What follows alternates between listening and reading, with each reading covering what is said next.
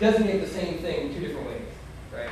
So you can take a half note and put a dot after. A dot and a half note is 3/4 of a beat. Or you can tie a half note to a quarter note and get the same thing.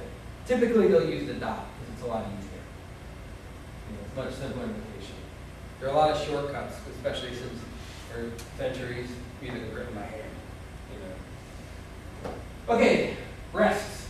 So we know about notes. That's when we want to play something. Rests is when we don't want to play something. So how do we indicate silence? We have rests.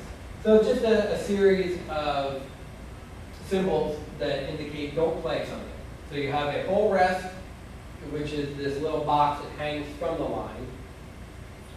Half rest is a little box that is above the line. Quarter rest kind of looks like a seagull flying sideways. I'm not really sure what else that's supposed to be. And then eighth rest is this kind of like swoopy thing. And then just like with the eighth notes, to 16th to 32nd, they add an extra flag each time. You add an extra flag on the rest each time. Okay, so every time you divide by 2, you add an extra. So now you can specify the duration of a note by the type of note you use, a whole note, half note, etc. You specify the pitch by its location on the staff. And then you specify the time when you don't want to play a note by putting a rest there. And of course, rests are always drawn in the same place because it doesn't make sense to move the location because there's no sound. So it's just quiet. Okay, so that kind of covers the note-by-note rhythm. But when we look at a whole song, we also need to know the rhythm of the song. So for that, we look at the time signature or the meter. All right, so at the beginning of any piece of music, and again, I wish I had brought a piece with me, you have the clef, treble or bass clef, tells you what the line means. You have the time signature, which tells the rhythm, and then you have the key signature, which we'll get to.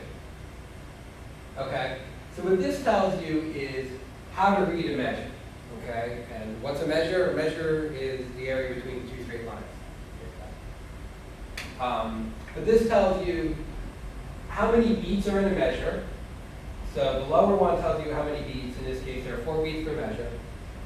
Or excuse me, the upper one tells you how many beats per measure. The lower number tells you what gets 1 beat. So in 4/4 time, there are 4 beats in a measure, and each quarter note gets 1 beat. So look at some common time signatures. Just about not just about everything, there are a lot of other ones, but the vast majority of modern music is in 4/4. Okay, so you'll know 4/4. Got a sample queued up. In rock and roll, it's usually you got a bass drum on your 1, snare drum on 2, bass drum on 3, snare drum on 4. So it gives this, that's called a heavy backbeat, where you've got this accent in the snare drum. I've got an example. You can find a million examples in 4/4. It's so common, it's called common time. And often you use this symbol here, C, to represent it. These two symbols are equivalent. Another time that's kind of like double time, playing twice as fast, is called cut time. That's 2/2. Right, so here you're saying half note gets 1. See, the 4/4, the lower one says the quarter note gets 1 beat. Well, 2/2, 2 on the bottom means a half note gets 1 beat. So that's kind